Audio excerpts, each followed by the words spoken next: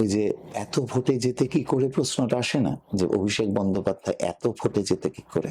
আমি বলছি আপনাদের কাছে, ডায়মন্ড হারবার লোকসভা নির্বাচনে যতগুলো বুথ ততগুলো দফায় নির্বাচন হোক, প্রতিটা বুথে যতগুলো বিরোধীদের দাবি তত সিআরপিএফ মোতায়েন করা হোক, তারপরেও অভিষেক বন্দ্যোপাধ্যায়ের ভোটের মার্জিন একই থাকবে। এটা চ্যালেঞ্জ। আচ্ছা, আপনি নিজেও একজন আধ্যাত্মিক মানুষ। কিছুদিন আগে আমরা দেখেছি যে গীতা পাঠ হয়েছে, সেখানে 5 লক্ষ উপর মানুষ সমাগম হয়েছে। সেটা কিভাবে দেখছেন? এটা রাজনৈতিকভাবে দেখছি। এই কারণে রাজনৈতিকভাবে দেখছি, ওই মঞ্চে কার্তিক মহারাজ যৌন হেনস্থার অভিযোগে অভিযুক্ত, তার সঙ্গে তার মাস্তাতো ভাই সিভি রামন বোস, উনিও যৌন হেনস্থায় অভিযুক্ত। তারা দাঁড়িয়ে আমাদেরকে ধর্মের কাহিনী শোনাবে। আমি হিন্দু সন্তান, আমি আমার ধর্মকে বিশ্বাস করি, অন্য ধর্মকে সম্মান করে। 5 লক্ষ লোকের ন্যারেটিভ কোন প্রদেশ থেকে এসছে দেখার দরকার নেই। ওখানে যারা ছিল, আপনি বিশ্বাস করেন, তারা নিয়মিত গীতা পাঠ করে। আমি তো 25শে ডিসেম্বর পার্ক স্ট্রিটে যাব, বাইবেল পড়ে যাব না। কাজেই গীতাকে নিয়ে হিন্দু ধর্মকে বাংলায় নির্বাচনের আগে উস্কানি দিয়ে খুব একটা লাভ হবে না। বাঙালি দুর্গাপুজো করে, বাঙালি কালী পুজো করে, বাঙালি দুর্গাপুজোয় বেশ কিছু জায়গায় মাকে ভোগের সঙ্গে মাছ দেয়, বাঙালি তারা মাকে মাছের ভোগ দেয়, দক্ষিণেশ্বরে মাকেও মাছের ভোগ দেওয়া হয়। সেই বাঙালিকে যদি আজকে নতুন করে শেখায় যে আমিষ নিষিদ্ধ করতে হবে, আপনার খাদ্যাভ্যাসের ওপর আমরা নজরদারি করব, আমিষ খাওয়া যাবে না, নবরাত্রিতে আমিষ খাওয়া যাবে না, শ্রাবণ মাসে আমিষ খাওয়া যাবে না, আপনার মনে হয় বাঙালি মানবে?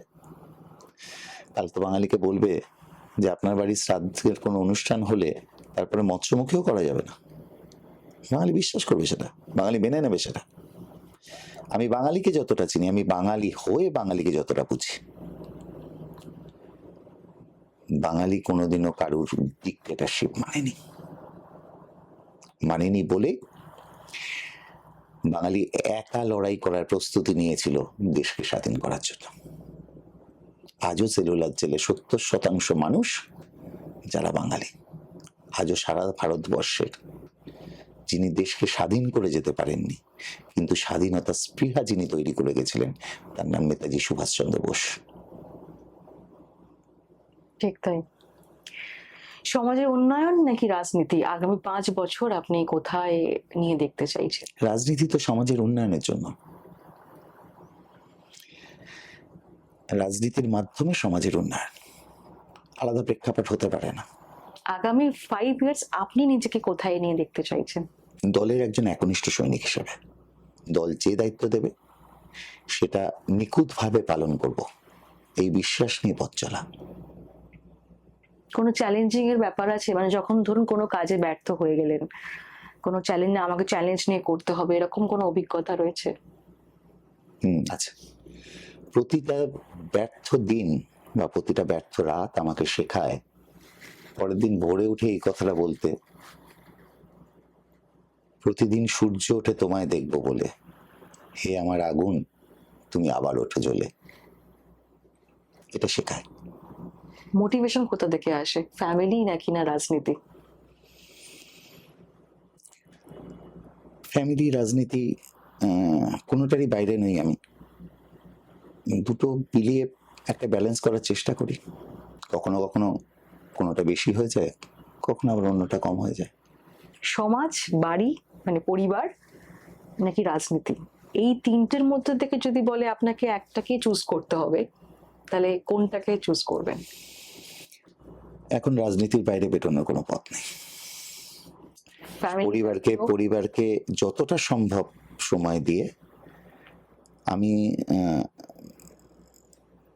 যে দায়বদ্ধতা নিয়ে ফেলেছি, সেই দায়বদ্ধতা পালন করা আমার প্রাথমিক লক্ষ্য। আগামী বছর সমাজ এবং আমাদের রাজ্যকে কিভাবে সুরক্ষিত মানে আরো বেশি করে করা যায়, তার কোনো প্রতিশ্রুতি বা কি করলে আরো বেশি ভালো হয় সেটা যদি না, একটু এটা এটা এটা অবশ্যই, এটা সম্পূর্ণভাবে নেত্রী মমতা বন্দ্যোপাধ্যায়ের তার ভাবনাটাকে নিচু স্তরে পৌঁছে দেওয়ার দায়িত্ব আমাদের। তিনিই ভাবছেন। বাংলাকে মমতা বন্দ্যোপাধ্যায় থেকে বেশি কেউ চেনে না, কেউ চেনে না। আমি দায়িত্ব নিয়ে বলছি। মাটির মানুষ, প্রান্তিক মানুষের কাছের মানুষ, তিনি যেভাবে বাংলা নিয়ে ভাবেন সেটাই শেষ ভাবনা। আর আমাদের মতো সৈনিকেরা নিচু স্তর অব্দি সেটাকে পৌঁছে দেওয়ার চেষ্টা করে। সেবাশ্রয়ে এখন আমরা দেখছি প্রত্যেকটা ক্যাম্প অনুযায়ী হচ্ছে, তো এটা নিয়ে যদি একটু কিছু বলেন। মানে অভাবনীয় একটা পরিকল্পনা, যেটা আমি বিশ্বাস করি সারা ভারতবর্ষের 543 জনের মধ্যে একমাত্র অভিষেক বন্দ্যোপাধ্যায় ভাবতে পারেন। এত কেউ ভাবতে পারেননি। আমাদের দলের সব সাংসদ, বিরোধী দলের আমাদের বিরোধী যারা, সব সাংসদকে কনসিডার করে বলছে, তাবৎ সাংসদরা, একমাত্র অভিষেক বন্দ্যোপাধ্যায় বুঝতে পেরেছিলেন মানুষের ন্যূনতম চাহিদাটা স্বাস্থ্য। অন্ন, বস্ত্র, বাসস্থান যেটা সরকার তৈরি করবে, সরকার পাশে থাকবে, তার বাইরে যেটা প্রাথমিক চাহিদা সেটা স্বাস্থ্য।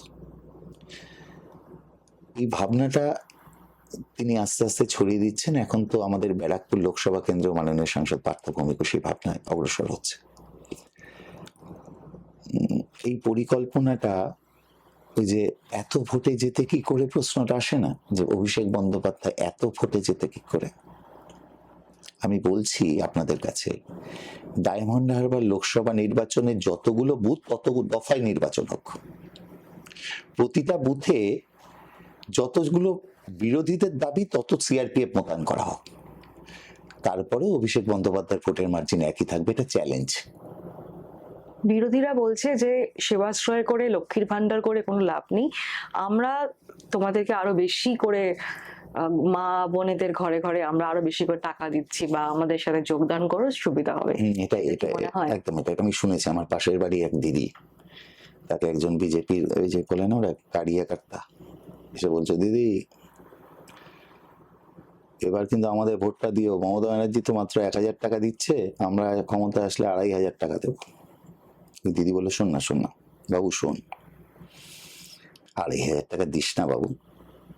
কেন দিদি, ওরা 1000 দিচ্ছে, 2500 আমরা দেবো, পছন্দ না? না, আগে যে 15 লাখ টাকাটা দিয়েছিলেন ওটাই এখনো খরচ করে উঠতে পারেনি, আবার 2500 টাকা দিবি, কিভাবে খরচা করবো? এই মিথ্যে কথা।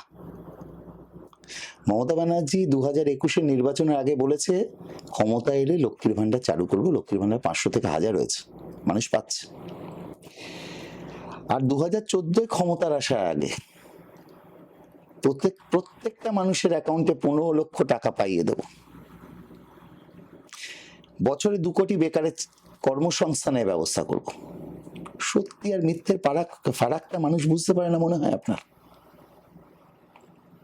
মানুষ তো পাচ্ছে, কন্যাশ্রী পাচ্ছে, রূপশ্রী পাচ্ছে, স্বাস্থ্যসাথী পাচ্ছে, যুবশ্রী পাচ্ছে, ঐক্যশ্রী পাচ্ছে, সাইকেল পাচ্ছে, লক্ষ্মীর ভান্ডার মানুষ পাচ্ছে। একটা প্রকল্প বলুন, কেন্দ্রীয় প্রকল্প, যেটা আমাদের বাংলায় একটা পরিবারকে স্পর্শ করেছে। আপনি বাংলায় যে কোনো পরিবারকে দেখান, আমার আপনার ঘরে মেডিক্লেম থাকলেও আমরা যেন বাড়ির মাকে বলছি, না মা একটা স্বাস্থ্যসাথী করিয়ে নাও, কারণ মেডিক্লেমে অনেক বাছবিচার আছে, স্বাস্থ্যসাথীতে নেই।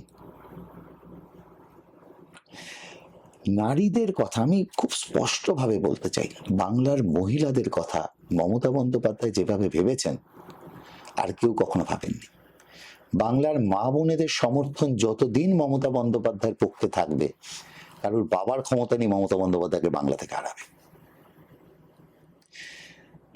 বিক্ষিপ্ত 2-3টে ঘটনার কথা আপনি বলতেই পারেন, আমি শুনতে বাধ্য, কিন্তু আপনি বলুন এর আগে মহিলাদেরকে এইভাবে মাথা উঁচু করে থাকতে মমতা বন্দ্যোপাধ্যায় ছাড়া আর কে সাহায্য করেছেন? এটা আমার বিশ্বাস। আমি বিশ্বাস করি এটা নির্বাচনের আগে মহিলাদের অ্যাকাউন্টে 10,000 টাকা ধার বা অন্য কিছু নয়। 14.5 বছর ধরে মহিলাদের কন্যাশ্রীকে নিয়ে বলুন তো, সেই মেয়েটাকে আমরা তো চিনি, যে মেয়েটার নাম অর্চনা হতে পারে বা আয়েশা হতে পারে, সেই মেয়েটা বামপন্থী পরিবারের একটা মেয়ে। সেই মেয়েটা যখন তার বাবাকে বলে তোমার ঘরে কার্ল মার্কসের ছবি থাক, তোমার ঘরে লেনিনের ছবি থাক, আমার বইয়ের মলাটের ছোট্ট একটা কোণে আমি মমতার ছবি রেখে যেতে চাই। কারণ আমাকে যিনি শিক্ষিত করলেন তার নাম মমতা বন্দ্যোপাধ্যায়। কারণ একজন পুরুষ শিক্ষিত হলে একজন মানুষ শিক্ষিত হয়, একজন মহিলা শিক্ষিতা হলে গোটা পরিবারটা শিক্ষিত হয়। এই ভাবনা যিনি ভাবতে পেরেছেন তিনি মমতা বন্দ্যোপাধ্যায় ছাড়া কে?